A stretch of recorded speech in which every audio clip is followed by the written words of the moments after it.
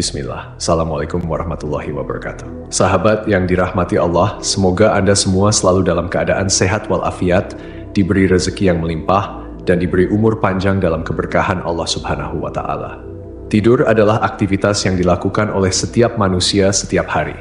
Secara fisiologis, tidur merupakan keadaan di mana manusia kehilangan kesadaran sementara.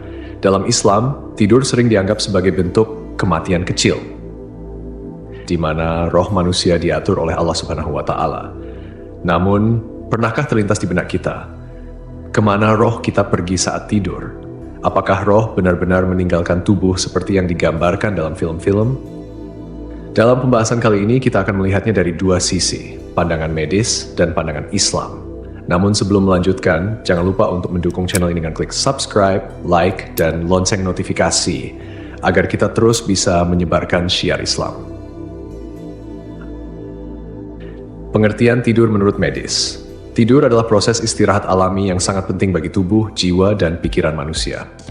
Kata tidur berasal dari bahasa Latin somnos, yang berarti periode pemulihan alami tubuh. Para ahli medis mendefinisikan tidur sebagai keadaan hilangnya kesadaran secara periodik, tetapi tetap bisa dipulihkan. Momen ketika fungsi tubuh bekerja secara minimal untuk memulihkan energi. Menurut penelitian, tidur dikendalikan oleh sistem hormonal dan irama sirkadian, yaitu ritme biologis harian yang dipengaruhi oleh suhu tubuh, cahaya, dan rutinitas. Dua fase utama tidur. Slow wave, fase tidur lelap, di mana otak beristirahat tetapi tetap aktif pada level rendah. Fase tidur ketika seseorang biasanya bermimpi. Meski ilmiah, beberapa fenomena seperti astral projection atau pengalaman keluar tubuh saat tidur sering dianggap sebagai bentuk halusinasi akibat gangguan komunikasi di otak. Pandangan Islam tentang roh saat tidur.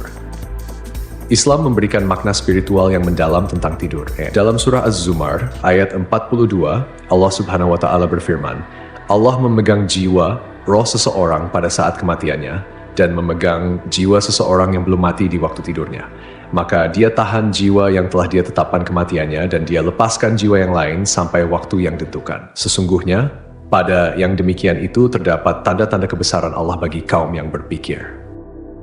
Ayat ini menegaskan bahwa roh manusia pergi saat tidur, tetapi tidak sepenuhnya meninggalkan tubuh seperti gambaran fisik yang sering kita bayangkan. Allah memegang kendali penuh atas roh, dan hanya Dia yang menentukan apakah seseorang kembali bangun atau tetap dalam keadaan wafat.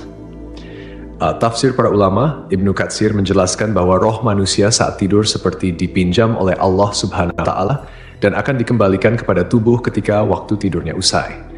Al-Qurtubi menyebutkan bahwa tidur adalah bentuk kematian sementara yang menjadi pengingat bagi manusia akan kekuasaan Allah Subhanahu wa Ta'ala.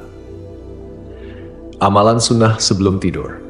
Untuk menjaga keselamatan tubuh dan roh selama tidur, Rasulullah Shallallahu Alaihi Wasallam mengajarkan beberapa sunnah penting. 1. Membaca doa sebelum tidur. Rasulullah Shallallahu Alaihi Wasallam bersabda, "Dengan namamu ya Allah, aku hidup dan mati." Hadis riwayat Bukhari. 2. Mengibaskan tempat tidur 3 kali. Dari Abu Hurairah, Rasulullah Shallallahu Alaihi Wasallam bersabda, apabila salah seorang di antara kalian bangun dari tempat tidurnya, lalu kembali, hendaknya ia mengibaskan kainnya 3 kali sebelum tidur di tempat itu, karena ia tidak tahu apa yang terjadi di tempat tidur itu saat ia meninggalkannya. Hadis riwayat Bukhari dan Muslim. 3. Tidur dalam keadaan suci. Dalam hadis lain, disebutkan bahwa roh orang yang bersuci sebelum tidur akan lebih dekat dengan arsy Allah ketika dinaikkan ke langit untuk sujud. Tidur adalah aktivitas harian yang tidak hanya berfungsi memulihkan tubuh secara fisiologis, tetapi juga memiliki dimensi spiritual yang menunjukkan kekuasaan Allah.